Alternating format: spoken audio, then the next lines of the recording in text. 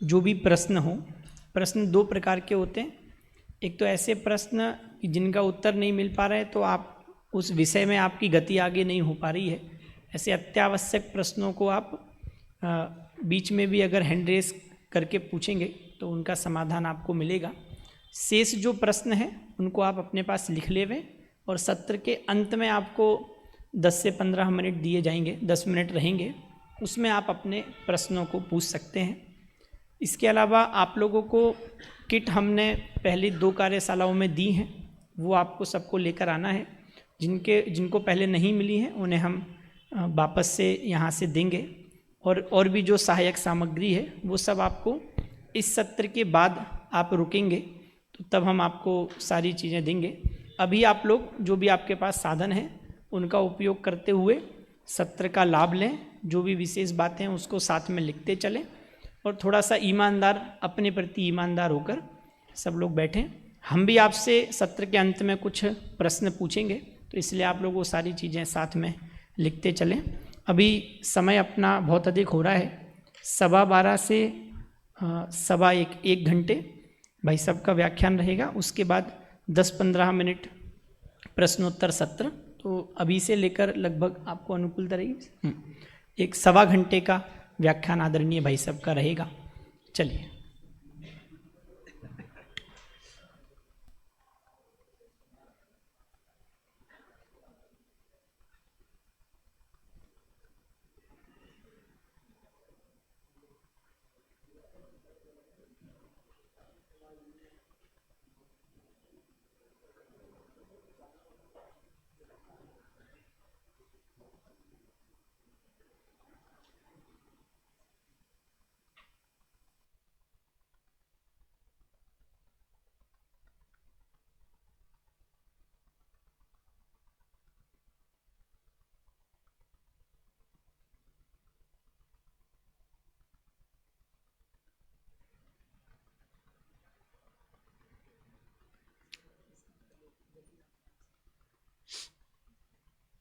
Hello.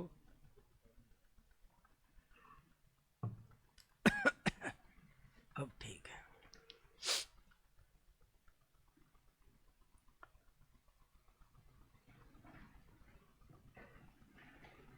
हमारा आज का विषय है शोध क्या, क्यों और कैसे। कब शब्द नहीं है इसमें, क्योंकि शोध हमेशा करनी है, इसलिए इसमें ये नहीं लिखा कि कब। ऐसा कोई नियम नहीं है कि सुबह करनी है कि शाम करनी है। ये भी बात महत्वपूर्ण आ गई कि शोध तो 24 घंटे करनी है, हर सांस प्रति सांस में शोध होती है। शोध, जो व्यक्ति शोध करता है उसे शोधार्थी कहते हैं, और जहाँ पर शोध कराया जाता है उसे शोध विभाग कहते हैं, और जो शोध कराने में मार्गदर्शन करते हैं उन्हें शोध निदेशक कहते हैं, अंग्रेजी में गाइड कहते हैं। और शोध करने के बाद में जो चीज़ तैयार की जाती है उसे शोध प्रबंध कहते हैं। और यदि छोटे से विषय पर हो, आकार में भी कम हो, तो उसे शोध पत्र कहते हैं। हालांकि शोध के आकार का कोई नियम नहीं है। बहुत से लोग ऐसा ही प्रश्न पूछते हैं कि शोध प्रबंध कितना बड़ा होना चाहिए। तो मैं उनको 2 उदाहरण देता हूँ कि एक शोध प्रबंध अमेरिका में प्रस्तुत किया गया था जो 28 पेज का था, PhD मिली थी। और एक शोध प्रबंध राजस्थान विश्वविद्यालय में प्रस्तुत किया था, वो 80 किलो का था, रिक्शे पर लगकर ले गए थे। कहने का मतलब ये है, बात बहुत इम्पोर्टेंट है कि शोध को आकार से नहीं तोला जा सकता। शोध को समय से भी नहीं तोला जा सकता। इसलिए हमारा आज का बहुत महत्वपूर्ण विषय है शोध क्या, क्यों और कैसे। मेरी बड़ी इच्छा थी कि मैं इस विषय पर सारे विचारों को एक लेख के रूप में लिखूं। मैं एक लेख लिखना प्रारंभ कर दिया है और ये 10-15 पन्ने का नोट्स है, वो सब इसी के हैं। यहीं से हेडिंग डला हुआ है, जैसे देखो शोध क्या, फिर क्यों, फिर कैसे, फिर ऐसे कई पन्नों में ये सामग्री बिखर गई है। मैं आपसे ये कहना चाहता हूँ कि हो सके तो आप सब, अभी पहले इसलिए बता रहा हूँ कि आप इस हिसाब से सुनो और लिखो कि आपको बाद में एक लेख लिख कर देना है और उस लेख का शीर्षक होगा शोध क्या, क्यों और कैसे। 3 बड़े महत्वपूर्ण बिंदु हैं। आप 3 लेख अलग अलग भी बना सकते हो, आपको जगह छोड़ छोड़ कर नोट्स बनाने हैं, क्योंकि मेरी कुछ बातें अभी तक व्यवस्थित नहीं हुई, बिखरी हुई है। तो हो सकता है मैं क्या बता के क्यों पे चला जाऊंगा, लेकिन फिर आपको कोई बात ऐसी बता दूंगा जो क्या के बारे में निकल जाएगी। तो वो क्या का खाता अलग खोलो, क्यों का खाता अलग खोलो और कैसे का खाता अलग खोलो। 3 खाते अलग अलग खोलो और जो जो इम्पोर्टेंट बात आ रही हैं उन सब बातों को आप नोट करते जाओ। और इन 3 खातों के पहले एक खाता होगा भूमिका या उत्थानी का और आखिरी खाता होगा उपसंहार। ऐसे 5 खाते बन गए। आपको 5 खातों में अपनी बात कहनी है। शोध क्या, क्यों और कैसे, इस पर आप सुंदर एक किताब लिखो। शोध प्रविधि नाम की सैकड़ों किताबें विश्वविद्यालयों में मिलती है। मैंने भी 20 किताबें पढ़ी है। अंग्रेजी में भी मिलती हैं जिनका नाम है रिसर्च मेथडोलॉजी, और हिंदी में भी मिलती है शोध प्रविधि। और ये विषय बहुत ही काम का है और आप लोग बहुत भाग्यशाली हैं कि आपको ये विषय अभी सुनने समझने मिल गया है। नहीं तो मेरा ऐसा अनुभव है, मैं पिछले 35-40 साल से इस शोध के क्षेत्र में काम कर रहा हूँ। कितने ही विद्यार्थियों ने मेरे पास शोध किया भी है, मेरे डिपार्टमेंट में भी किया है। मैंने 2500 शोध प्रबंधों का परीक्षण किया है, 2500 शोध कार्यशालाएं की है, सब कुछ वाइवा लेने गए। वाइवा समझे? शोध पत्र के बाद में जब शोध प्रबंध हो जाता है तो अंत में एक मौखिक परीक्षण होता है, उसको वाइवा कहते हैं। हिंदी में उसका नाम है मौखिकी, मौखिक परीक्षण।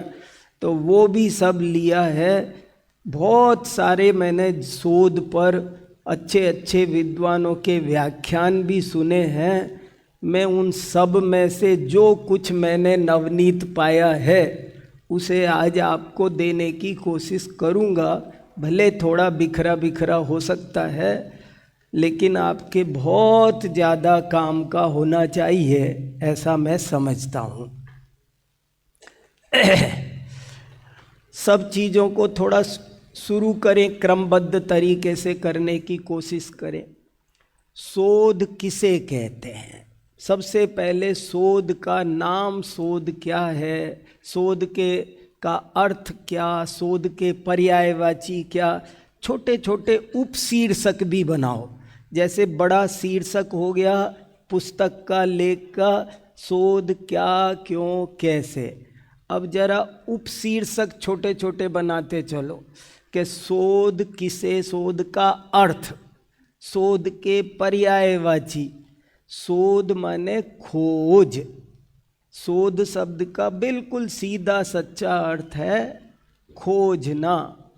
अभी भाई साहब ने बहुत अच्छा बताया संक्षेप में कि रिसर्च क्यों, अंग्रेजी में इसको रिसर्च कहते हैं, महाराष्ट्र वाले इसको संशोधन कहते हैं। महाराष्ट्र में जाओगे, महाराष्ट्र यूनिवर्सिटी में कोई बच्चा पीएचडी करता होगा तो कहेगा मैं संशोधन कर रहा हूँ। वहाँ संशोधन शब्द बहुत चलता है। शोध के लिए एक शब्द चलता है अनुसंधान। ये बहुत पॉपुलर शब्द है पर बड़े काम का शब्द है। ये पर्यायवाची इसलिए बताए जाते हैं क्योंकि ये अर्थ का उद्घाटन करते हैं। कई बार एक शब्द से पूरा अर्थ समझ में नहीं आता है, इसलिए अनेक पर्यायवाची बताए जाते हैं ताकि अर्थ का उद्घाटन हो सके। तो अनुसंधान शब्द भी इसका नाम है। एक शब्द बहुत चलता है, उसका नाम है गवेषणा। गवेषणा भी शोध का ही दूसरा नाम है। गवेषणा नाम क्यों कहा? ये शब्द गौ माने गाय और एषणा माने खोजना या एषणा माने भोजन। गाय जैसे भोजन खोजती है अथवा ग्वाला, दोनों अर्थ मिलते हैं गवेषणा के, इसलिए मैंने दोनों बता दिए। जैसे ग्वाला गाय को खोजने जाता है तो वो गवेषणा कहलाती है, अथवा गाय जैसे जंगल में अपना भोजन खोजती है तो उसका नाम भी गवेषणा ही है। रिसर्च नाम जो चलता है उसके पीछे एक रहस्य ये है कि शोध कभी समाप्त नहीं होती है। Again and again start. री माने दोबारा, री माने जैसे कोई काम, मान लो दादा ने कोई चीज खोज ली तो ये तो दादा ने खोजी है ना, मेरे काम की नहीं बची वो, मुझे फिर खोजना है। जब हम किसी चीज को स्वयं खोजते हैं तो उसका नाम रिसर्च होता है। जब कोई खोजता है तो उसका नाम सर्च होता है। सर्च और रिसर्च में क्या अंतर है? मैं आपको सच कह रहा हूँ, मैंने पीएचडी करने वाले बहुत सारे बच्चों से मैं वाइवा में पूछता हूँ और मैं संतुष्ट नहीं होता हूँ कि शोध क्या होता है, क्यों होता है, वे भी नहीं बता पाते। और अंततोगत्वा मैं उनसे ये कहता हूँ, अगर तुम अब भी समझ जाओ कि शोध किसे कहते हैं तो समझूंगा तुम सफल हो गए। पीएचडी करके भी अगर कोई ये समझ जाए ना कि पीएचडी किसे कहते हैं, क्यों की जाती है, लोग जानते नहीं हैं। आपको बहुत गहरा अनुभव बता रहा हूँ। लोग पीएचडी के नाम पर जैसे तैसे एक 300 पेज की किताब तैयार करके यूनिवर्सिटी को दे देते हैं, लिख के टाइप करके, और यूनिवर्सिटी में जो स्थितियां हैं उनमें वो गुजर करके उसे डिग्री मिल जाती है। हो जाता काम, सब हो रहे हैं, बहुत पीएचडी हो रही हैं, सब कुछ हो रहा है, लेकिन मेरा अनुभव ये है कि पीएचडी किसे कहते हैं ये समझने वाले भी अभी अंगुली गण्य हैं। उंगलियों पर गिनने वाले लोग पीएचडी देखो, एक बात कही है शोध प्रविधि की कई पुस्तकों में कि शोध करना पर्वतारोहण और समुद्र लंघन से भी कठिन है। मैं बहुत सोचता था ऐसा क्यों है, समझ में आया? फिर सुनो, बहुत इंपॉर्टेंट बात है। शोध समुद्र लंघन और पर्वतारोहण से भी कठिन कार्य है। आप इस वाक्य में ही बहुत माल भरा हुआ है। अगर आप इस कार्यशाला से शोध की प्रकृति भी समझ गए तो बहुत कल्याण हो जाएगा। क्यों होता है ये कठिन? पहाड़ पे चढ़ना, पर्वत चढ़ना, नंगा पर्वत है एक बहुत ऊंचा, वहाँ चढ़ना कितना कठिन है। एवरेस्ट पर्वत चढ़ना कितना कठिन है। ये कह रहे हैं कि वो तो सरल है, समुद्र लंघन वो तो सरल है, लेकिन रिसर्च करना बहुत कठिन होता है।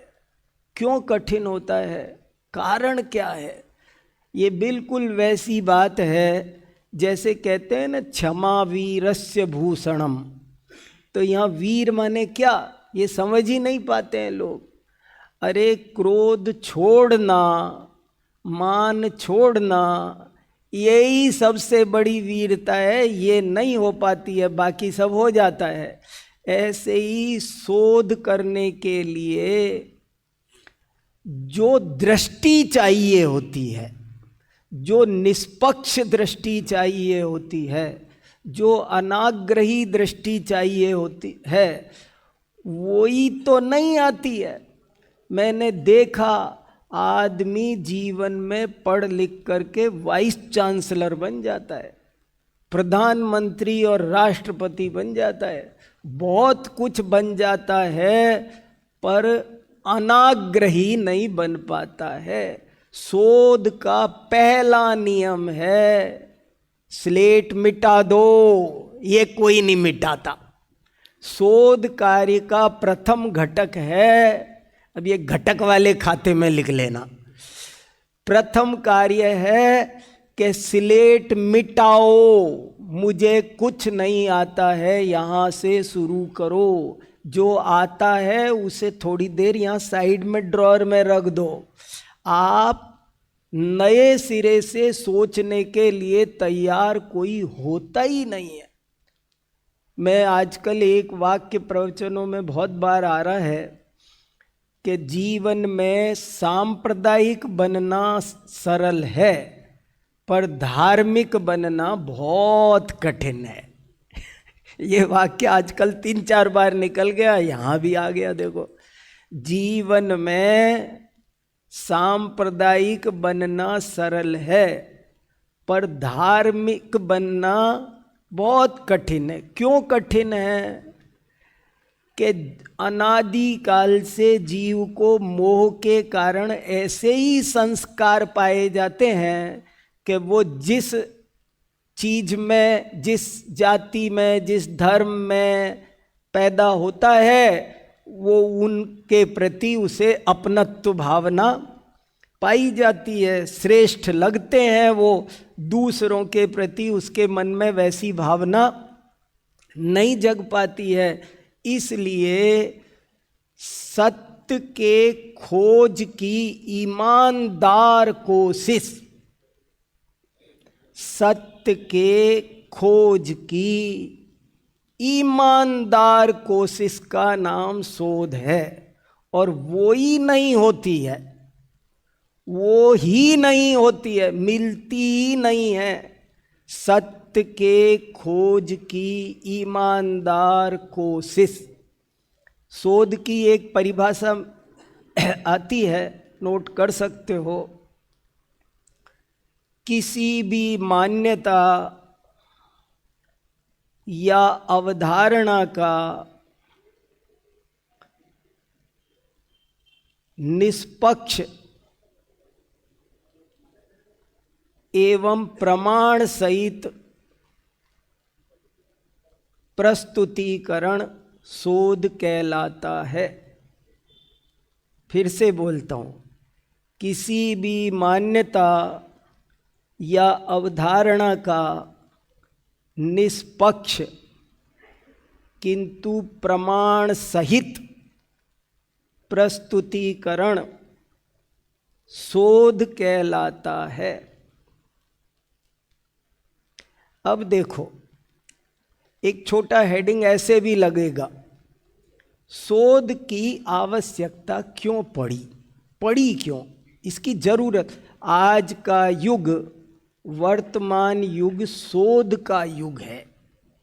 इस समय जैसी शोध हो रही है, पिछली 200 शताब्दी में जिस तरह से शोध को बढ़ावा मिला है, पूरे संसार में यूनिवर्सिटी खुल गई और सब जगह, पहले ऐसा नहीं था। तो क्या था पहले? शोध की शोध का आविष्कार कैसे हुआ? ये पीएचडी का शोध पत्र लेखन की परंपरा का आविष्कार, इसकी जरूरत क्या पड़ी? क्यों जरूरत पड़ी?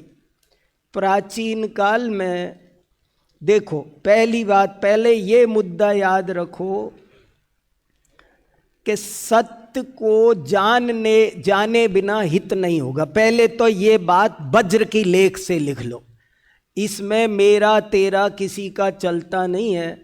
शोधकारी की प्रकृति जैन दर्शन की विचारधारा के साथ बहुत अनुकूल है। बिल्कुल, अभी भाई साहब ने बहुत अच्छा कहा कि हमारे यहाँ जो न्याय शास्त्र है ना, वही शोध शास्त्र है। न्याय शास्त्र का, शोध का एक नाम समीक्षा भी है। शोध के नाम लिखे ना आपने, उनमें एक नाम समीक्षा भी है। परीक्षा भी शोध ही का नाम है। प्रमाणों के साथ परितः समन्तात ईक्षणम परीक्षा, सम्यक प्रकारेण ईक्षणम समीक्षा, ये सब बिल्कुल वही नाम है उसके।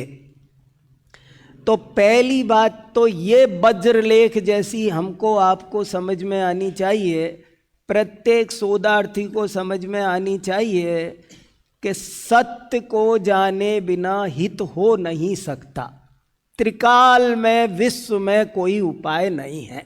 सत्य को, शोधार्थी को सत्य का प्रेमी होना चाहिए। ये फिर घटक तत्वों में चला जाएगा। शोधार्थी को सत्य का परम प्रेमी होना चाहिए। उसको मेरे तेरे नए पुराने इत्यादि किसी से भी कोई मतलब नहीं रहता।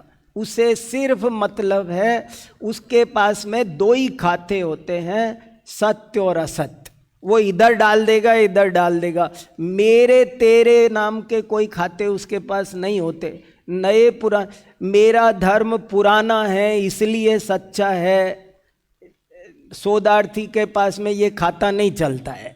ये पुराने से कोई मतलब नहीं है। पुराना हो, नया हो, तेरा हो, मेरा हो, ये मेरे गांव। तो इसलिए सत्य की खोज के लिए इस धरती पर जो बड़े बड़े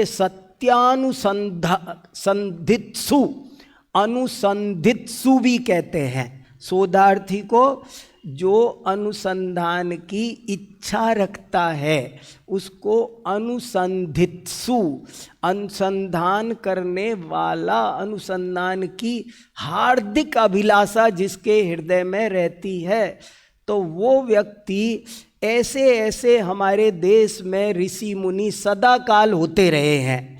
भले ही अधिकांश जनसंख्या अज्ञान में डूबी रहती है, गतानुगतिक होती है, लेकिन कुछ चुनिंदा लोग हमेशा इस धरती पर धीर वीर परमवीर हुए हैं कि जिन्होंने सत्य की खोज के लिए जीवन समर्पित कर दिया।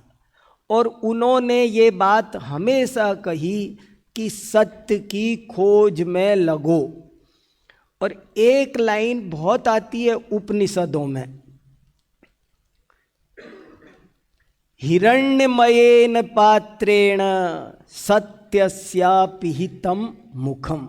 बहुत शानदार पंक्ति है, नोट कर लो, बड़े काम की है। आप बहुत बार बड़े बड़े विद्वानों से सुनोगे, उपनिषदों में एक बार नहीं 10 बार आती है। हिरण्यमयेन पात्रेण सत्यस्या पिहितम मुखम। इसका क्या मतलब हुआ? बहुत काम की बड़ी ही मार्मिक पंक्ति है। हिरण्यमयेन पात्रेण सत्यस्या पिहितम मुखम। सत्य का मुख हिरण्यमय पात्र से ढका हुआ है। सत्य काय से ढका हुआ है? बड़ी कमाल की बात है। अब आपको समझ में आएगा कि शोध कार्य समुद्र लंघन और पर्वतारोहण से ज्यादा कठिन क्यों है? क्योंकि सत्य हिरण्यमय, समझे? हिरण्यगर्भ कौन है मालूम है? हिरण्यगर्भ नाम सुना है? किसका नाम है? आदिनाथ भगवान का एक पर्यायवाची नाम है हिरण्यगर्भ। हिंदू ग्रंथों में तो आदिनाथ भगवान को बहुत बार हिरण्यगर्भ से कहा है। जिनके गर्भ में आने पर सोना चांदी रत्न बरसे थे, वो है हिरण्यगर्भ। हिरण्य माने सोना, हिरण्य माने रत्न, हिरण्य माने सुनहरा, चमकदार। सत्य का मुख एक उस पर एक चमकदार आवरण है, और ज्यादातर आदमी उस चमक में ही, जैसे मैं सत्य खोजने निकला तो कोई कहेगा आप ऐसा कर दो ना, हम आपको 1 लाख का पुरस्कार देंगे, 5 लाख का देंगे, फलाना देंगे, ढिकाना देंगे। तो मैं कहूँगा हाँ उसमें क्या है, मैं ऐसा लिख देता हूँ। तो झट से क्या हुआ, सत्य का गला घुट गया। सत्य मान, प्रतिष्ठा, रुपए, पैसे, इनसे ढका हुआ रहता है, और इनकी चकाचौंध जो चीज़ें हमको बढ़िया प्यारी प्यारी है ना, जो आदमी हमें एक चाय भी पिला देता है ना, हम उसके खिलाफ नहीं बोल पाते। इसलिए मेरे गुरुजी कहा करते थे, बोले किसी की चाय नहीं पीना। मेरे रिसर्च गाइड ने मेरे से कभी 1-2 रुपए की पेंसिल नहीं ली, मैं आपको आज बता रहा हूँ। बहुत दफ़े कोशिश की। आज शोध के क्षेत्र में बहुत भ्रष्टाचार भी है। बहुत से शोधार्थी इस बात को जानते हैं और वे सोचते हैं कि कुछ ले कुछ दो तो गुरुजी खुश होंगे, गुरुजी खुश होंगे। शोध निदेशक शोधार्थी से आंख भी नहीं मिलाता इस चक्कर में। क्यों? हंसे और फंसे। मुश्किल ये है ना, तुमसे बोलना ही खतरे से खाली नहीं है, इसलिए बोलना क्यों, तुम्हें क्यों हमारी आंखों में देखना है? काम से काम करना है ना। सही काम सही है और गलत काम गलत है। किसी की एक चाय भी पीना तो आप दबाव में आ जाओगे बेटा, उसके खिलाफ बोल नहीं पाओगे। बस इसीलिए शोध की आवश्यकता पड़ी। और सुनो कैसा जमाना था। मैं चर्चा कर रहा था 200 साल 400 साल पुरानी, और 1000 साल पहले चले जाओ, उससे पहले चले जाओ हजारों साल के पीरियड में, तो क्या चलता था? शोध की पद्धति तो आधुनिक युग की विशेष आविष्कार है ये तो। मगर इससे पहले क्या चलता था? पहले सत्य की खोज के लिए सब तो चाहते थे कि सत्य की खोज हो, लेकिन सत्य की खोज के लिए वे करते क्या थे? एक तो शास्त्रार्थ हुआ करते थे, खूब शास्त्रार्थ होता थे, और खासकर राज दरबार में होते थे या चौराहे पर होते थे। 2 धुरंधर पंडित जाकर के डंका बजाते थे, आ जाओ वादार्थी विचराम्य हम नरपते। ऐसे कोई चैलेंज करता था, और फिर वहां पर शास्त्रार्थ होता था, और शास्त्रार्थ होता था तो वो सशर्त होता था। बड़ा खतरनाक काम था। वो कहते थे कि देखो जो हारेगा ना, उसे दूसरे के घर में 6 महीने झाड़ू लगानी है, पानी भरना है। जैसे मान लो मेरा और भाई साहब का अभी शास्त्रार्थ हो, तो उसमें क्या तय होता था? वो अध्यक्ष कहता था कि तुम दोनों शास्त्रार्थ करो, लेकिन सुनो कान खोल के, जो हारेगा ना उसे जीतने वाले के घर पर 6 महीने नौकर बन के रहना पड़ेगा। ऐसे ऐसे नियम थे जो, और नहीं, अरे इससे भी बुरे बुरे थे। जो हारेगा उसे मरवा दिया जाएगा, पूरे देश में उसके अनुयायी खत्म कर दिए जाएंगे। मान लो भाई साहब जैन है और मैं ब्राह्मण हूं, और हम दोनों का शास्त्रार्थ हो रहा है इस राज दरबार में। तो राजा कहता था, सुनो, जो धर्म वाला हारेगा ना, उस धर्म के सारे अनुयायियों को नगर छोड़ना पड़ेगा, या सबको वो कन्वर्ट होना पड़ेगा। बड़े खतरनाक नियम थे। उनको तरह तरह से सताया जाता था, मारा जाता था, बहुत दंडित किया जाता था।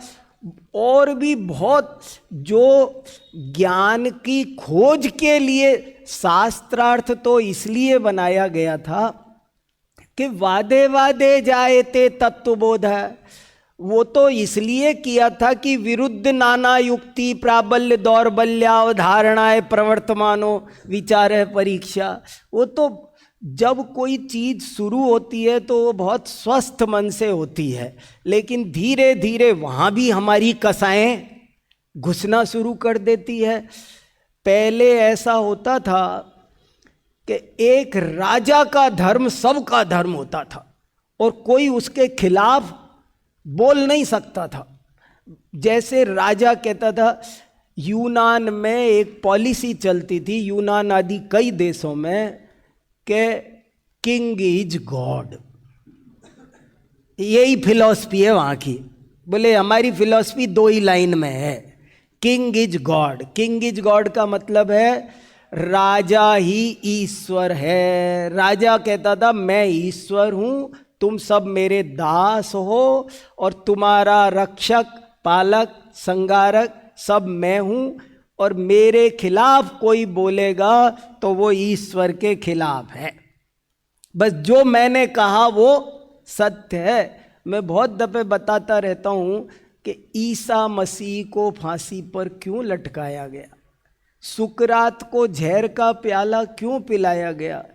ये कोई आतंकवादी लोग नहीं थे, ये बदमाश लोग नहीं थे, कोई उच्छृंखल उपद्रव नगर में करने वाले नहीं थे ये लोग।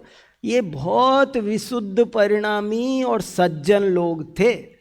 लेकिन बस वहां तो चलता था कि राजा ईश्वर है, वो तुम्हें पालता है। लेकिन ईसा मसीह ने सबको समझाया, सुकरात ने को समझाया कि तुम अपने मालिक आप हो, तुम्हारा मालिक कोई और नहीं है। तुम अपने सुख दुख के दाता विधाता तुम स्वयं हो। तुम्हारा विकास विनाश तुम्हारे हाथ में है, तुम्हारा भला बुरा दूसरा कोई नहीं करता है। राजा ने सोचा उसका तो सिंहासन हिल गया। उसने सोचा अगर ये लोग ऐसे पढ़ाएंगे तो हमको कौन पूछेगा। इस तरह चारों तरफ सत्य की खोज के लिए चले हुए सिस्टम सब बर्बाद हो गए थे, बदनाम हो गए थे। उनमें लड़ाई भिड़ाई, दूषितता और बहुत धार्मिक धर्मों में और संप्रदायों में भी ये स्थितियां आ गई थी। जैसे मान लो, मैंने बचपन में सही घटना बताता हूँ। एक दफ़े हमारे घर के पास एक राम कथा हो रही थी। मैं छोटा सा था, तो वो जो कथा सुना रहे थे उनसे मैंने ऐसे पूछ लिया कि वो पत्थर पानी में कैसे तर गए महात्मा जी। वो कह रहे थे कि ऐसे पत्थर डाले तो वो पानी में तैर गए, सेतु बन गया। तो मैं ऐसे पूछा, पत्थर कैसे पानी में डूब गए, लकड़ी होगी। तो वो महात्मा जी तुरंत बोले, अरे ये बच्चा पापी है, भगवान की लीला में शंका करता है। मानो वो जैसे है ना, वो जो धर्म के ठेकेदार थे वो भी क्रुद्ध होने लग गए। अभी भाई साहब ने कहा ना, बाबा वाक्यम प्रमाणम, ये चलने लगा था कि बस तुम जो शंका मत करो बेटा, जो गुरुजी ने कहा है ना, आंख मीच के ऐसे गुरुजी सिर कुचले ना, पैर रख करके तो कुचलवा लो बेटा, तुम्हारा ऐसे ही उद्धार होगा। वैज्ञानिक चेतना और अस्मिता सारी की सारी मर गई थी। तब उपकार है उन लोगों का जिन्होंने इस युग में शोध का प्रारंभ किया। मैं बहुत खुश हूँ कि शोध एक स्वस्थ प्रथा है। जहाँ शोध होती है वो समाज स्वस्थ होता है, जहाँ शोध होती है वो राष्ट्र स्वस्थ होता है। क्या होता है शोध से? कि सबको अपने विचार शांति पूर्वक प्रमाण के साथ रखने का अधिकार होता है। यहाँ विवाद को भी संवाद में बदला जाता है, विवादों को टाला जाता है। खून खराबे, खच्चर, कलुषितता, धर्म के नाम पर खून की नदियां बहाई गई, ये सत्य की खोज में ही। लेकिन शोध कहता है, जैसे समझ लो आज क्या होता है शोध में, कि मान लो मैंने एक शोध पत्र पढ़ा कि राग आत्मा का है, और बाद में भाई साहब ने पढ़ा कि राग पुद्गल का है। ये भी पढ़ सकते हैं और मैं भी पढ़ सकता हूँ, और ये भी प्रमाण दे सकते हैं, मैं भी प्रमाण दे सकता हूँ, और लड़ेंगे नहीं। माने आप दोनों अपने अपने मतों को रखो, और जो आपसे प्रश्न पूछे जाएंगे उनके उत्तर दो, लेकिन वो संवाद तक सीमित रहेगा, विवाद नहीं बनेगा। मतभेद हो सकते हैं पर मनभेद नहीं रहेंगे। ऐसी सुंदर स्वस्थ समाज की संरचना करने के लिए ये जो शोध की पद्धति आधुनिक युग में प्रारंभ की गई है वो बहुत ही अच्छी पद्धति है। इससे मन स्वस्थ होता है, इससे आपको समाज का भय नहीं लगता है। देखो शोध का आधार क्या? एक और बहुत अच्छी पंक्ति है, श्लोक है बहुत अच्छा, रघुवंश महाकाव्य है ना, जानते हैं, कालिदास ने लिखा है। उसकी संस्कृत टीका किसने लिखी है? मल्लिनाथ ने। जैन कवि थे मल्लिनाथ, उन्होंने उसकी टीका लिखी है। और उस टीका में एक श्लोक लिखा है, नामूलम मुच्यते किंचित नानपेक्षित मुच्यते। बहुत अच्छी लाइन है। अगर ये लाइन, ये जो मैंने 3-4 आपको वाक्य बताए ना, ये सूत्र हैं। अगर समझ गए और ये तीसरा नेत्र खुल गया ना आपका शोध का, शोध की दृष्टि विकसित होना मुश्किल है। मैं जीवन भर प्रोफेसर बन के रिटायर होने वालों को देख रहा हूँ, जान रहा हूँ, लेकिन उनका ये तीसरा नेत्र खुला नहीं अभी तक। एक आग्रह में ही जीते रहते हैं। क्या पंक्ति बोली अभी? बहुत मार्मिक पंक्ति है। क्या? नामूलम मुच्यते किंचित। वो जब अपन लिखते हैं तो हमने इसको बदला है। वहाँ जो मूल में जो है ना, वो लिखते कैसे आ गया? मैंने भी एक लेख लिखा है और उस लेख में किसी ने, मैंने नामूलम उच्चते लिखा, तो उसने जानने वाले ने काट करके लिखा कि यहाँ उच्चते नहीं लिखते लिखो। तो बोले क्यों? कि आप शोध पत्र लिखने की प्रेरणा दे रहे हो। मैंने एक लेख लिखा है, शोधार्थियों को निर्देश। मेरे शोध पर अभी भी 2-3-4 लेख हैं, मेरे टेलीग्राम पर मिल जाएंगे। एक बड़ा सुंदर लेख है, शोधार्थियों को निर्देश। स्वानुभव जी निकाल सकते हैं, आपको दे देंगे। बड़ा प्यारा लेख है, शोध और टू द पॉइंट लिखे हैं। 20-22 निर्देश मैंने लिखे हैं मेरे जीवन के अनुभव से। शोधार्थियों को मुझे क्या क्या निर्देश देना है। तो क्या होता है, लिखते क्यों कहा? कि आप तो लिखोगे ना, इसलिए वास्तव में लिखते और उच्चते में कोई फर्क नहीं है। लिखते में उच्चते शामिल है, उच्चते में लिखते शामिल है। जैसे दौलत राम जी कहते हैं, दादा कहते थे, ये जिंदा भाषा होती है। पे कछु कहूं, लिखूं क्यों नहीं लिखा? पे कछु लिखूं, लिख रहे हो ना दौलत राम जी, आप लिखूं क्यों नहीं लिख रहे? बोले नहीं, अरे हम तो कह ही रहे हैं, कहने से देश ना लब्धि होती है।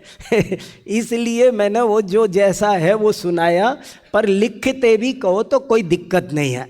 आपको शोध पत्र लिखन की कार्यशाला सिखाई जा रही है ना, इसलिए आप चाहे ऐसे भी समझ लो, नामूलम लिख्यते किंचित नानपेक्षितम। अब वहाँ भी लिख्यते करना पड़ेगा, अभी उच्यते है, नानपेक्षित मुच्यते। के इसका क्या अर्थ हुआ? नामूलम का संधि विच्छेद करो, न अमूलम, मूल के बिना नहीं बोलो। एक वाक्य भी बिना प्रमाण के मत बोलो। देखो, समाज में समस्याएं भी तब पैदा होती है, मान लो झगड़े कब होते हैं? मान लो जैन समाज के ही झगड़े देख लो, संप्रदाय देख लो, पंथवाद देख। क्यों? जब हम आगम के आधार से नहीं बोलते हैं, अपने मन से बोलते हैं, तो विवाद होते हैं। और आगम के आधार से बोलते हैं, समाज के 90% विवाद यदि सभी वक्ता मुनिराज सबके सब आगम के आधार से बोलने लग जाएं, तो 90% विवाद समाप्त हो जाएंगे। इसलिए शोधार्थी के लिए ये लाइन बहुत इंपॉर्टेंट है, नामूलम मुच्यते किंचित। किंचित, जरा सा भी, एक लाइन भी, निराधार, नामूल का अर्थ निराधार, अप्रमाण, बिना प्रमाण के एक लाइन भी मत लिखो। देखो शोध क्या होता है, इसके लिए मैं एक आपको एग्जाम्पल देता हूं। क्या फर्क होता है? आप लेख में और शोध पत्र में क्या अंतर होता है? एक है लेख, एक होता है शोध पत्र। जैसे मैं बोल रहा हूं ना, मेरा लेख है, लेख में और शोध पत्र में क्या अंतर है? अगर आप इस प्रश्न का उत्तर खोज गए तो आपको पूरी कार्यशाला समझ में आ जाएगी। एक 5-6 बातें बता दी है मैंने अभी में। अगर आप ये समझ गए कि लेख में और शोध पत्र में क्या, आप मेरे पास में कोई लेख लेकर आओ, कितने भी लेख, मैं बता दूंगा ये लेख है, ये शोध पत्र है। क्या आप उनका फर्क पहचान पाते हो? लेख में और शोध पत्र में क्या अंतर होता है? लेख में कोई मुद्दा हो ये भी जरूरी नहीं होता, और तो बात छोड़ो, कितने ही तो हजारी प्रसाद द्विवेदी का लेख है कुटज, कोई मुद्दा ही नहीं है, कभी समाज में चले, लेकिन है बड़ा अच्छा मुद्दा है। उन्होंने कुटज नामक पेड़ को लेकर के कभी समाज में घूम गए, कभी राजनीति में घूम गए, कभी वनस्पति में घूम गए, सब में घूम गए। हो तो हर जगह से लपेट लिया उन्होंने, सबको लपेट लिया। तो लेख में कई बार ललित निबंध होते हैं, बहुत सारे लेख माने जिनमें काल्पनिकता हावी है, तो वो लेख में काल्पनिकता, रचनात्मकता हावी होती है। लेकिन शोध प्रबंध में प्रामाणिकता सर्वोपरि होती है। शोध पत्र में हर पंक्ति पर संदर्भ, इट मीन्स रेफरेंस, हर पंक्ति, बल्कि एक पंक्ति में 2-2, 3-3, 4-4, मैंने ऐसे शोध पत्र देखे हैं कि 4 पन्ने का शोध पत्र है और 100 रेफरेंस लगे हैं। 4 पन्ने के शोध पत्र में 100 से ज़्यादा रेफरेंस लगे हैं। आप कोई भी वाक्य लिखें, एक भी वाक्य लिखें, तो लिखते ही अगर आपने ऐसा लिखा, यह समय सार है, तो अब आप तुरंत रेफरेंस लगाओ, व्हाट इज द प्रूफ ये समय सार है। वहां तो जो पढ़दी समय पाहुड मिणम, ये समय सार नाम कहाँ आया है? और क्या ये ग्रंथ, अब पहले ही झगड़ा खड़ा हो जाएगा आपके शोध पत्र पर। आप तो कुछ कहने जा रहे हो और आपने पहली लाइन लिखी यह समय सार है। कोई कहेगा क्या प्रमाण है कि यह समय सार है? ये समय पाउड है कि समय सार है? तो लेख में और शोध पत्र में आप एक छोटा सा लेख बना सकते हो। लेख और शोध पत्र में क्या अंतर है? बहुत सारे छोटे छोटे लेख तैयार करो आप, तब बढ़िया काम होगा। लेख में और शोध पत्र में क्या अंतर है? एक दो अंतर तो ये बताए। एक अंतर ये होता है, शोध पत्र में किसी की प्रशंसा निंदा नहीं होती है, किसी के आगे जी नहीं लगता है, किसी के आगे श्री नहीं लगता है। आप कुंद कुंदाचार्य जी ने कहा नहीं चलेगा, कुंद कुंद ने कहा। शोध में कोई किसी की निंदा नहीं होती है और किसी की प्रशंसा नहीं। क्या गजब की बात है! मैं लट्टू हूं इन बातों पर। और मैं सच कह रहा हूं, जिन लोगों ने शोध को बढ़ावा दिया और आधुनिक युग में शोध की प्रथा प्रारंभ की, मैं उनको, मेरा हृदय उनको प्रणाम करता है। हमें बहुत कुछ खून खच्चर से बचा दिया, हमें स्वस्थ होकर शांति से सत्य को अनावृत करने का, उद्घाटन करने का हमको अवसर प्रदान कर दिया। सब लोग निष्पक्ष होकर के अपनी अपनी ज्ञान साधना करो। इसके लिए ये काम बहुत ज़्यादा उपयोगी हुआ। तो एक शोध में किसी की प्रशंसा, ये सब पर बहुत से लोग शोध करने आते हैं और मैं उनके शोध प्रबंध में यही गलती नहीं। कितने ही लोग हैं ना आजकल, मैं तीर्थंकर महावीर यूनिवर्सिटी में, वहाँ भी शोध में एक्सपर्ट पैनल में हूँ। वो वहाँ शोध में आते हैं तो महाराजों पर शोध करते हैं। तो परम पूज्य आचार्य श्री चारित चक्रवर्ती जी, दुनिया भर के विशेषण, मैंने कहा इनको घर पे रख के आओ। तुम उनके भक्त बन के रिसर्च कर रहे हो, तुम क्या खाक रिसर्च करोगे? तुम क्या खाक रिसर्च करोगे? कर ही नहीं सकते, बिल्कुल नहीं कर सकते। तो शोध में कोई भी हमारे लिए ऐसा परम पूज्य नहीं होता है। शोध में किसी की निंदा भी नहीं होती, उधर भी चलो, निंदा भी नहीं होती है शोध में। शोध में जैसे मान लो आप किसी बात पर, दिगंबर श्वेतांबर पर शोध कर रहे हैं, तो आप यहीं से शुरू हो जाओ।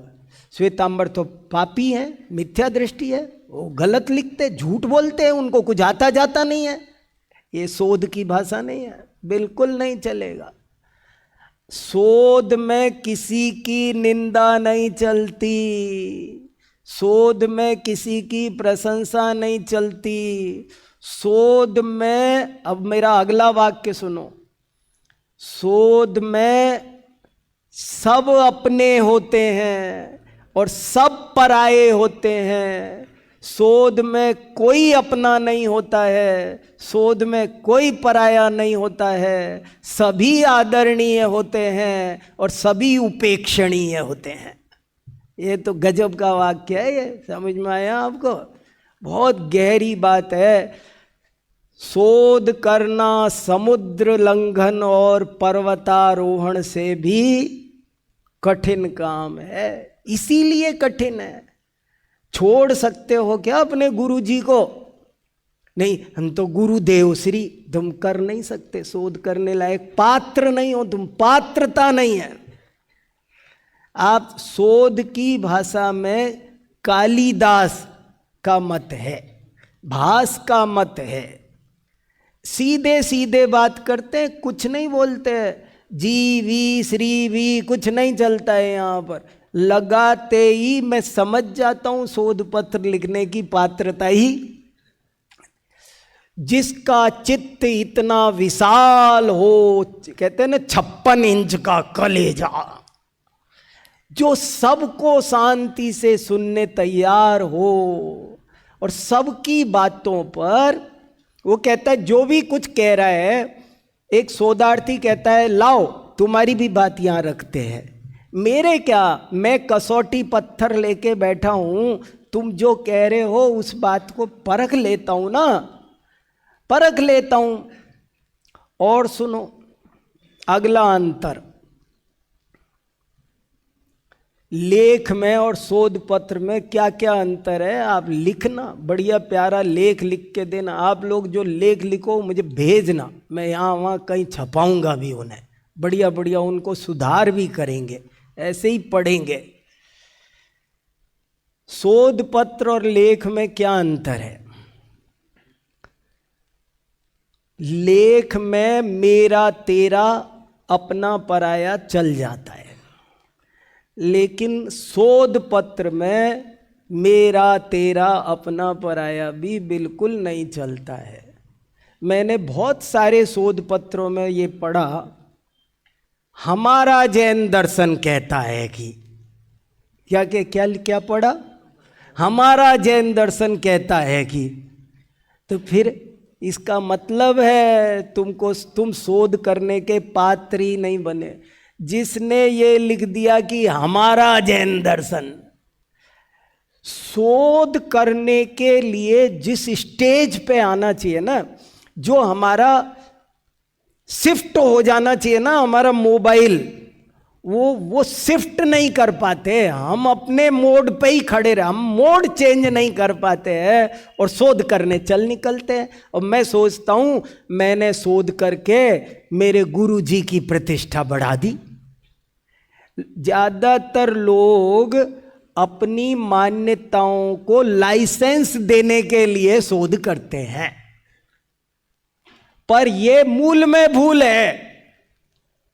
शोध ऐसे नहीं होता है। शोध के लिए बहुत बड़ा हृदय चाहिए होता है।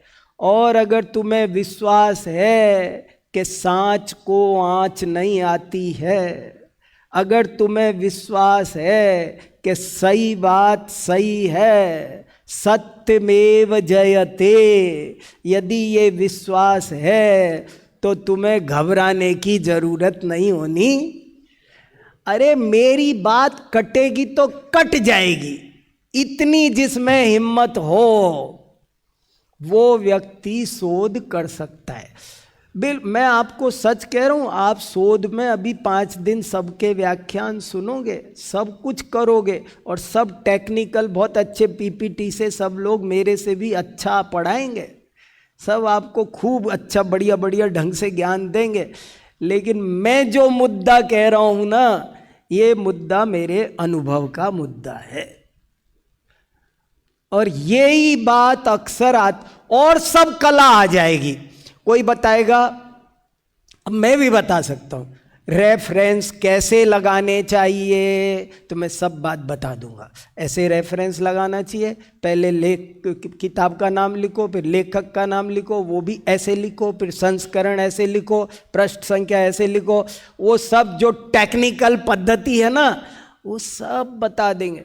लेकिन ये मुद्दा के शोध करने के लिए किस तरह की पात्रता की जरूरत होती है, ये बात आपको बहुत मुश्किल से हृदय धुलना बहुत कठिन है। और इसीलिए ये शोध जैन दर्शन की प्रकृति के बहुत ज़्यादा नज़दीक है, क्योंकि जैन दर्शन स्वयं परीक्षा प्रदानी है। जैन दर्शन भी वही बात कह रहा है।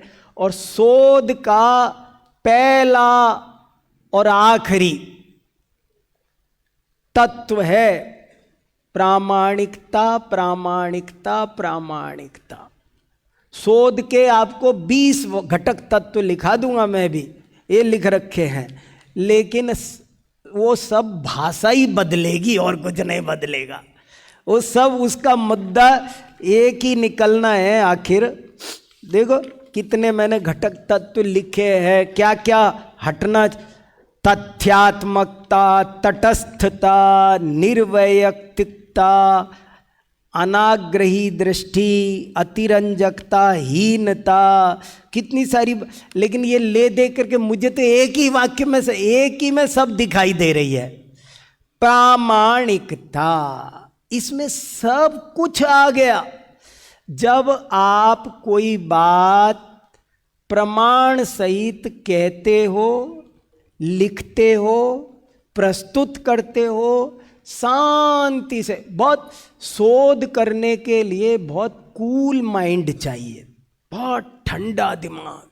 जिसका दिमाग बहुत ठंडा होगा ना वो शोध कर पाएगा, और जिसका दिमाग ठंडा नहीं होगा वो शोध नहीं कर पाएगा। काहे को घबराना। बहुत से लोग कहते हैं हम तो, देखो शोध करने के बाद अंत में क्या निष्कर्ष निकलेगा आज नहीं तय करना है तुम्हें, बाद में जो निकलेगा वो निकल जाएगा।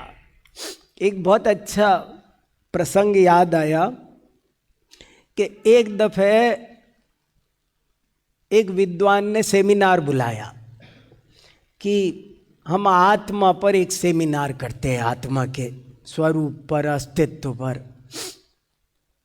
तो 2 महीने पहले सबको चिट्ठी डाल दी, और जब आयोजन का दिन आया तो सब लोग इकट्ठे बैठे थे। सेमिनार स्टार्ट होने वाला था, जैसे उद्घाटन समारोह हुआ ना, ऐसे स्टार्ट होने वाला था।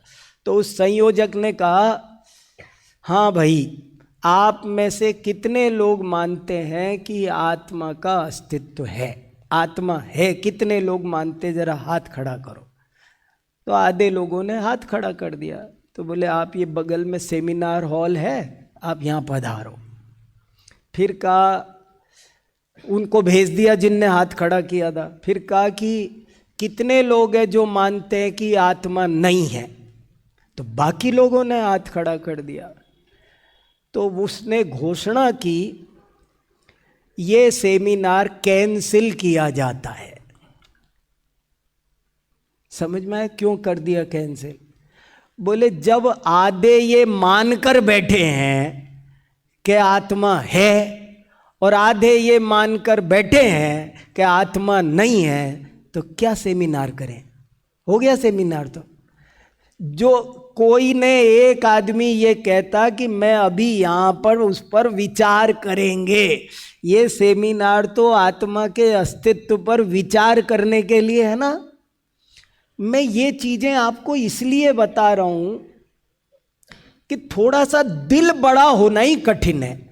शोध का सबसे बड़ा घटक है दिल बड़ा होना, और वो नहीं होता है, नहीं होता है, नहीं होता है, कैसे भी नहीं होता है, होता ही नहीं है, कैसे भी नहीं होता है। दिल बड़ा होता ही नहीं है। हमने तो खूब देख लिया, दुनिया घूम रहे, दिल बड़ा नहीं होता है। अपनी बुराई सुनने कोई तैयार नहीं होता है। अभी देखो सुनो, जैसे अपन एक सेमिनार करें, एक गोष्ठी करें, और मैं कहूं आप मेरी किताबों पर गोष्ठी करो, तो अब यहां पर जो सब आएगा ना, वो बोलेगा आदरणीय भाई साहब ने जो आत्मा परमात्मा लिखी है वो बहुत अच्छी है, सत्यानाश कर दिया। यहाँ तो आदरणीय भाई साहब कहाँ से आ गए? ये गोष्ठियों में रिश्ते फिस्ते नहीं चलते। किताबें बहुत अच्छी लिखी है, भाषा शैली बहुत अच्छी है, ये भी किताब भाई साहब ने बहुत लेख लिखा है, भाई साहब का बहुत योगदान है। हो गई जी गोष्ठी। एक और सही घटना सुनाता हूं। हजारी प्रसाद द्विवेदी ने एक किताब लिखी, बाण भट्ट की आत्मकथा, और वो लिखने के बाद छपके आई थी, लोकार्पण हो गया समाज में। फिर उन्होंने अपने सारे स्टूडेंट से कहा, रिसर्च स्कॉलर से, कि सबको एक एक किताब दे दी कि ये पढ़ के आओ, और 15 दिन बाद में हम अपने डिपार्टमेंट में एक गोष्ठी रखते हैं। तो उन्होंने एक गोष्ठी रखी और वो दे दी किताब।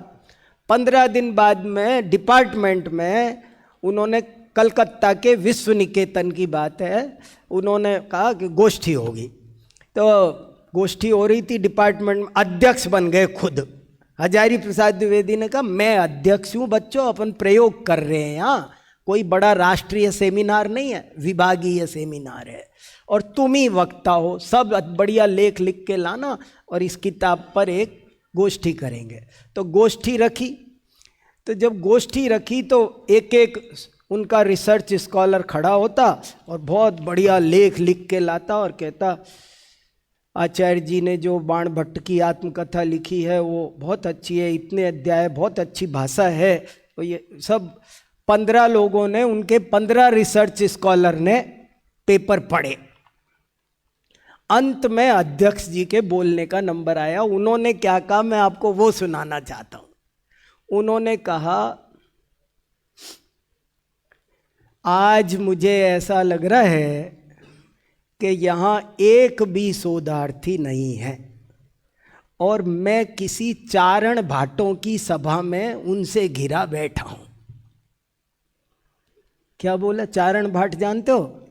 चारण भाट नहीं जानते? पुराने जमाने में राजाओं की प्रशंसा करने के लिए कुछ नौकर होते थे, राजा उनको इनाम देते थे। वो राजा की गीत, हमारा राजा इंद्र से भी ज्यादा पराक्रमी है, गीत गाते थे राजा के। राजा को खुश करने के लिए राजा उनको दान दक्षिणा देता था, भीख देता था, भिखारी होते थे चारण भाट, ढोल मजीरे आ जाते थे भगे। तो हजारी प्रसाद द्विवेदी ने अपने रिसर्च स्टूडेंट को क्या बोला, आज मुझे ऐसा लग रहा है कि यहाँ एक भी शोधार्थी नहीं है, मैं केवल चारण भाटों से घिरा हुआ हूं। अरे भले आदमियों, ये बताओ मैं क्या सर्वगुण संपन्न हूं? मैं क्या सर्वज्ञ हूं?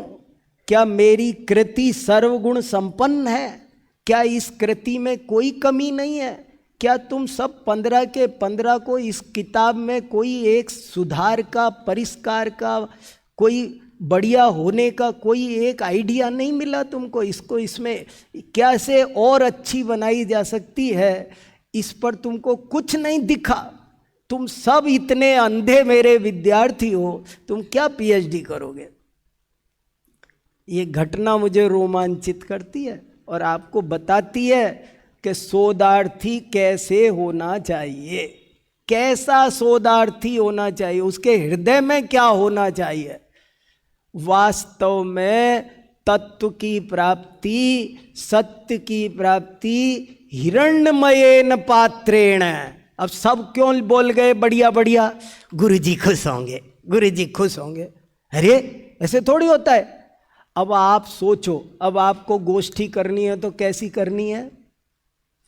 गोष्ठी तभी होती है किसी चीज पर जब उसमें उसकी न्यूनताओं को भी प्रकाशित किया जाए। शोध पत्र में और लेख में ये अंतर है। लेख एक पक्षीय हो सकता है, लेख केवल निंदा पर। एक लेख होगा जो समय सार के विरोध में होगा, सिर्फ विरोध ही विरोध में होगा, गीता की निंदा निंदा भरी होगी। एक लेख होगा जिसमें गीता की प्रशंसा प्रशंसा लिखी होगी। लेकिन शोध पत्र वो होगा जो गुण, दूध का दूध और पानी का पानी करेगा, नीर क्षीर विवेकी होगा, उसका नाम शोध पत्र है। अब आपको समझ में आ रहा है शोध क्या है? शोध क्या है? और इतनी बात समझ में आ गई ना तो आपको आगे के पॉइंट समझ में आ जाए। शोध क्यों करते हैं? अब इसमें कितनी बातें आपको समझ में नहीं आ गई बताओ। शोध मैंने बोला है अभी शोध क्या पर, लेकिन ये बताओ शोध क्यों? इस पर आपको एक आध पन्ना लिखने का सामान समझ में नहीं आया। शोध कैसे करना चाहिए इस पर मैंने अभी नहीं बोला, लेकिन आपको कुछ समझ में आ गया कि नहीं आ गया? बहुत कुछ समझ में आ गया। इसीलिए मैं कह रहा हूं एक चीज तो ढंग से पढ़ो। देखो एक बात और कहना चाहता हूं, शोध कैसे करें मैं,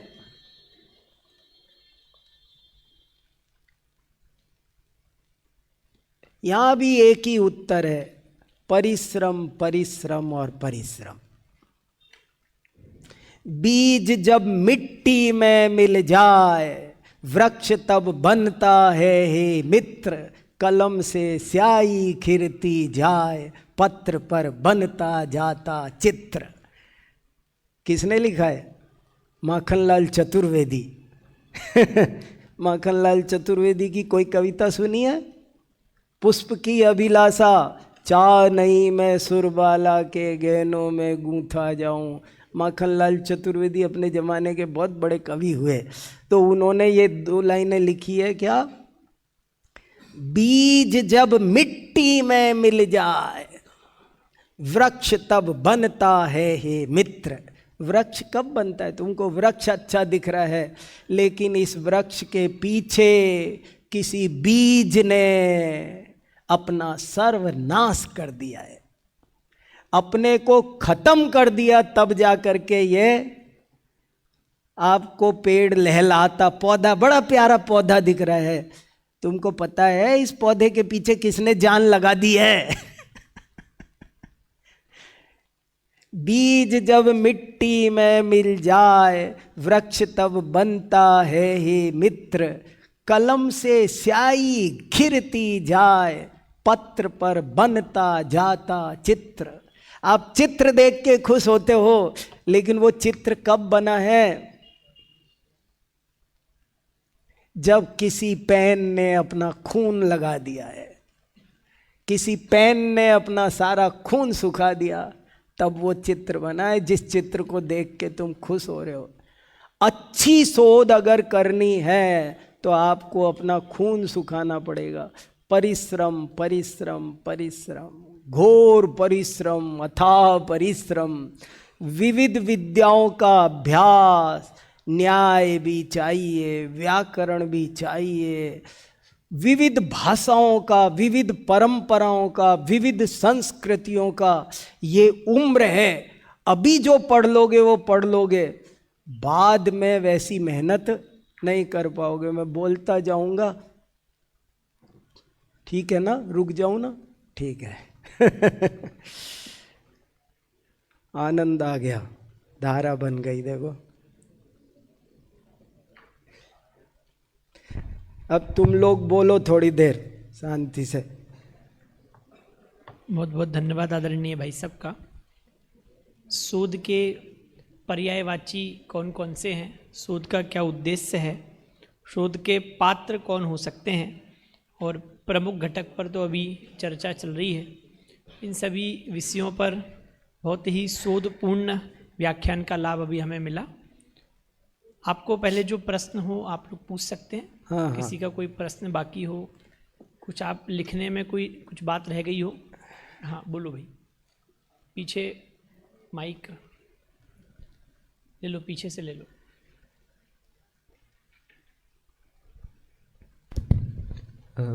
कुछ तुलनात्मक विषय भी होते हैं शोध के लिए लिखने के लिए, जैसे विज्ञान को और धर्म को हम तुलना कर रहे हैं, तो उसमें जब हम निष्कर्ष लिखते हैं तब तो कोई एक पक्ष ही ग्रहण करके लिखेंगे कि मतलब ये इसने ऐसे बोला है तो ये सही है, या वहाँ भी निष्कर्ष में हम बस इतना ही लिख दें कि ये लिखा हुआ है। देखो, डिपेंड ऑन द केस। दोनों पक्ष, वास्तव में तो निष्कर्ष तो दोनों पक्षों का ही आएगा, तभी निष्कर्ष बनेगा।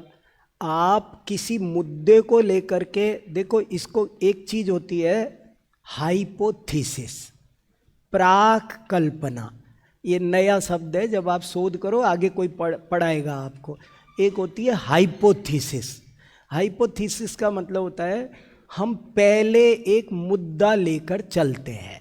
जैसे मान लो आपने एक लेख लिखा कि रात्रि भोजन और आधुनिक विज्ञान, तो अब आपका मुद्दा विज्ञान भी रात्रि भोजन को बुरा कह रहा है, ये आप सिद्ध कर रहे हैं, तो आपका कंक्लूजन बहुत साफ साफ होगा। आपकी हाइपोथेसिस ये है कि मैं ये बताना चाहता हूँ, ये सिद्ध करना चाहता हूँ कि रात्रि भोजन एक रिचुअल मात्र नहीं है, एक धर्म ग्रंथों में लिखी हुई बात भर नहीं है, बल्कि उसे विज्ञान भी, आधुनिक विज्ञान भी गलत सिद्ध कर रहा है।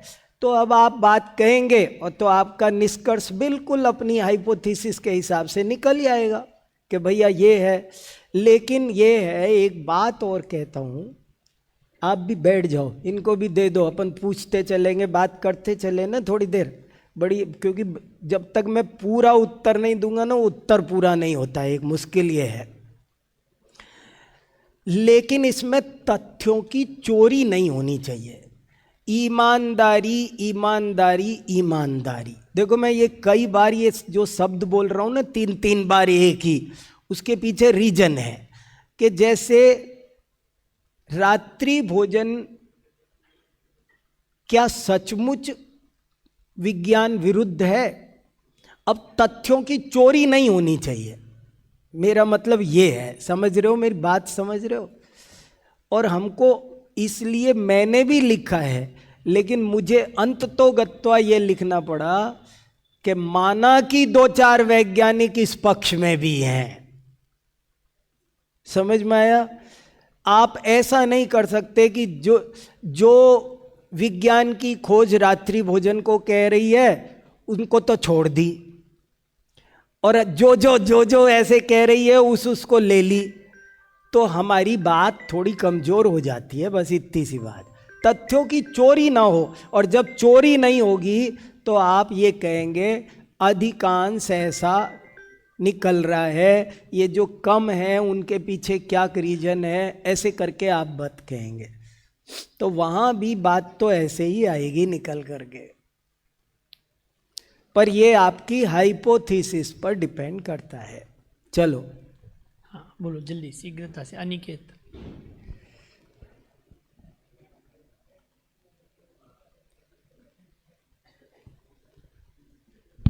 जय जैन भाई साहब, जब अंतर देख रहे थे लेख और शोध में, तो शोध में अपन ने 3 तत्व कहे थे, प्रामाणिकता, प्रामाणिकता और प्रामाणिकता। तो ये जो प्रामाणिकता है, तो क्या हम ऐसा इसमें कहें, मतलब मैंने जब पहले भी लेख लिखे थे तो पूरा मैंने अपने रेफरेंस से भर दिया था, लेकिन उसका रिजल्ट ऐसा आया था कि भाई ये तो पूरा आपका collection of type of knowledge हो गया। तो इसमें और पूरा प्रामाणिकता सहित जो लेख लिख दिया, और मैंने जो यहाँ पे पूरे रेफरेंस दिए थे, तो कहा जाता है, एक पक्ष ऐसा कहता है कि ये तो पूरा कलेक्शन ऑफ नॉलेज हो गया है। इसलिए इसमें और 2 अंतर क्या हो सकते हैं इसमें, वो आप स्पष्ट। देखो एक बात और कहता हूँ, शोध क्या होता है ये अधिकांश लोग जानते नहीं हैं। आप उनकी राय पर मत जाओ, उनको पता ही नहीं है, सब अपना अपना चलाते। मैं बता रहा ना, सब बिल्कुल ठेकेदार बन कर बैठे हैं सत्य के, मुझे ही पता है बस। तो वो कई बार आपके शोध पत्र को कहेंगे इसमें क्या दम है, बेकार है। कोई कहेगा ये तुम्हारा शोध पत्र किस काम का, तुमने इसमें आत्मा का अनुभव तो लिखा ही नहीं। अरे मेरा शोध पत्र आत्मा के अनुभव पर है ही नहीं, तो तुम उसमें, माने कुछ लोग कुछ सेलेक्टेड चीज़ों को ही देखना चाहते हैं, और वो मिल जाए तो कहते हैं बहुत बढ़िया है, और वो ना मिल जाए तो कहते हैं बेकार है। अरे शोध पत्र वास्तव में प्रमाणों का कलेक्शन ही होता है, इसलिए ऐसी कोई, हाँ हमेशा किसी की राय पर विचार करो, निष्पक्ष होकर विचार करो। हो सकता है उसकी बात सही हो, सही है तो भी विचार करो। लेकिन ऐसे ही रथ्या पुरुष भी बहुत घूम रहे हैं जिनको आप शोध पत्र कितने ही लोग हैं ना, किसी को भी शोध पत्र मानते हैं। बॉस आपने मेरे गुरुजी पर लिख दिया ना, तो इससे बढ़िया शोध प्रबंध तो संसार में कोई है ही नहीं। सबसे अच्छा शोध प्रबंध वो है जो आपने मेरे गुरुजी पर लिखा है। तो उसकी बातों का हम क्या करें?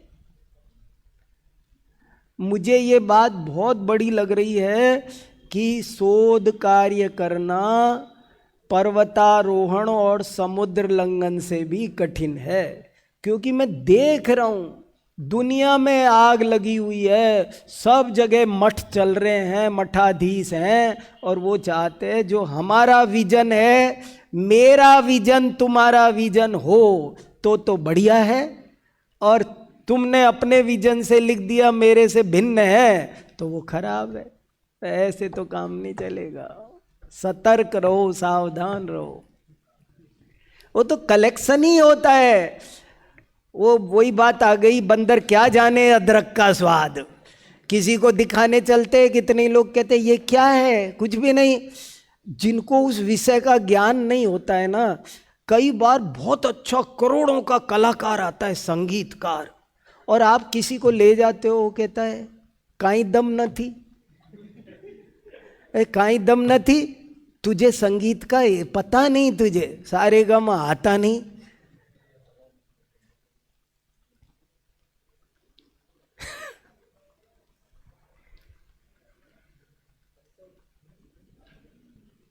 मेरा प्रश्न यह है कि शोध में चिंतन की जगह कहाँ और कितनी होती है? शोध में चिंतन की जरूरत होती है, जरूर होती है। देखो, मैं भी इसका खुलासा किया नहीं है। प्रामाणिकता, इसको मैंने 3 बार बोला है। शोध का मुख्य तत्व है प्रामाणिकता, प्रामाणिकता, प्रामाणिक। तो प्रामाणिकता माने क्या? अब प्रामाणिकता पर मैं थोड़ी विस्तार से चर्चा और करना चाहूँगा। प्रामाणिकता का मतलब आजकल केवल इतना समझा जा रहा है कि किताब का प्रमाण, वो फला जगह लिखा है, फला जगह लिखा है। प्रमाण माने केवल किसी ग्रंथ का, ये फला उपनिषद में, ये फला गीता में, ये प्रवचन सार में, या अमुक टीका में। हम किताबों के प्रमाण तक हमने प्रमाण सीमित कर रखा है, जबकि प्रामाणिकता का मतलब है प्रत्यक्ष प्रमाण, परोक्ष प्रमाण, स्मृति, प्रत्यभिज्ञान, तर्क, अनुमान, ये सब चाहिए। यदि कोई बात आप युक्ति से भी कह रहे हैं तो वो भी शोध पत्र में सम्मिलित होगी। आपको किसी चीज का प्रमाण नहीं मिल रहा है लेकिन युक्ति बलवती है तो युक्ति भी प्रमाण है। इसलिए प्रमाण में चिंतन की बिना व्याप्ति बिठाए कैसे काम करोगे? तो यदि आप चिंतक नहीं होंगे तो आप ठीक से साधन साध्य का संबंध सोच नहीं पाएंगे। आपको सर्वोपसंगारवती व्याप्ति के लिए चिंतक चाहिए। बहुत विशेष बुद्धि होना अभीक्षित है, अभीष्ट है इसके लिए। चलिए, आप लोग अभी जो बात आने वाली है उससे संबंधित प्रश्न नहीं पूछें। नहीं, कोई नहीं, आने दो, जो हो रही है जो चर्चा। बात हो चुकी है उसमें एक बार कोई प्रश्न हो। हाँ, जैसे एक आपने जो पर्यायवाची बताए थे उसमें हाँ। अनुसंधान और रिसर्च शब्द का अर्थ पर पुनः। अनुसंधान, अनुसंधान माने संधान माने लक्ष्य को देखना, और अनु माने अनुसरण, उधर ही देखना। माने शोध के स्वरूप को ये शब्द स्पष्ट कर रहा है कि शोध हमेशा एक लक्ष्य को लेकर होता है। वो दुनिया भर के विषय नहीं होते, बहुत बड़ा पेट नहीं होता है उसका। कई बार छोटा सा मुद्दा होता है, बस जरा सा। जैसे अभी आजकल मैं एक लेख लिख रहा हूं, समय सार ज्ञान प्रधान है। क्या मेरा टारगेट है? तो संधान क्या है? और मैंने यहीं से शुरू किया है। समय सार को एक दृष्टि प्रधान ग्रंथ कहा जाता है, परंतु आज मैं इस पक्ष को सिद्ध करना चाहता हूं कि समय सार वास्तव में एक ज्ञान प्रधान ग्रंथ है, और मैं फिर प्रमाण दूंगा।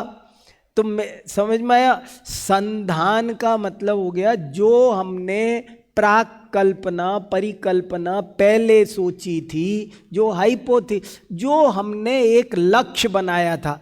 अब कोई बाद में के आपने इस समय सार में गाथा का लक्षण तो लिखा ही नहीं, सौरसेनी प्राकृत है कि मागधी है ये तो बताया ही नहीं।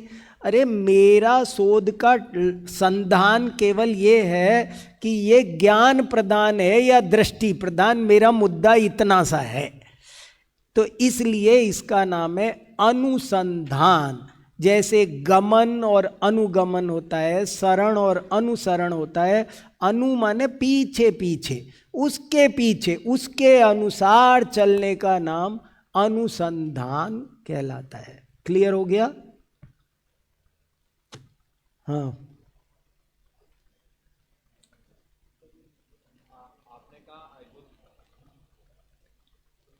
हाइपोथेसिस के हिसाब से मेरी मतलब रिसर्च होगी, बट हाइपोथेसिस भी किसे कहें? क्योंकि आपने कहा कि जैसे मेरे को सिद्ध करना है कि ज्ञान प्रधान है। हाँ। तो ऐसे आपने जब वो उदाहरण दिया था कि जो गुरु की प्रशंसा में जो लिख रहे हैं शोध, तो वो भी एक लक्ष्य बना के चल रहा है कि हमें उनकी प्रशंसा करनी है। हाँ। तो इसके हिसाब से तो उनकी हाइपोथेसिस ये थी, तो वो भी सही होगा। बहुत बढ़िया प्रश्न है, बहुत अच्छा प्रश्न पूछा है। हाइपोथेसिस में और निष्कर्ष में यही अंतर होता है कि जब हम सिद्ध करने, हाइपोथेसिस में होता है प्रतीत होता है, माने जैसे मैं ये जो बात कह रहा हूं कि समय सार ज्ञान प्रधान है, तो ये अभी हाइपोथेसिस में मुझे प्रतीत हो रहा है, चारों तरफ वातावरण बना हुआ है और उसे दृष्टि प्रदान कहा जा रहा है, और मुझे लग रहा है कि नहीं, वो ऐसा नहीं है, वो ज्ञान प्रदान होना चाहिए। यहाँ तक है हाइपोथेसिस। और उसका अगर मैंने आग्रह कर लिया, रिजल्ट खिलाफ जा रहे हैं, मैं जब रिसर्च कर रहा हूँ तो मुझे समझ में आ रहा है कि नहीं यार, ये तो दृष्टि प्रदान बन रहा है, तो मैं अगर चूक रहा हूँ तो गलत हो जाएगा। समझ में आया? ये तो क्या होता है, कई बार हमको ऐसा लगता है, छोटा शोध पत्र होता है, हमने बहुत पढ़ लिया, बहुत नोट्स बना लिए, रेफरेंस ले लिए, और हमको उसके खिलाफ महीनों चिंतन कर लिया, हमको कहीं कुछ वैसा मैटर मिला नहीं, तो लुकिंग ऐसी आ जाती है कि जो हमने सोचा वो निकल आया। पर वास्तव में हाइपोथेसिस में और रिजल्ट में सदा समानता हो ये जरूरी नहीं है, और एक अच्छा शोधार्थी उसकी चिंता नहीं करता है। यदि वो हाइपोथेसिस के विरुद्ध भी रिजल्ट आए तो वो उसे शांति से स्वीकार करता है। क्लियर हुआ? समझ में आ गया ना? नहीं आए तो कहना कि एक बार और थोड़ा बोलो, तब मैं समझ में आ जाना चाहिए सबको।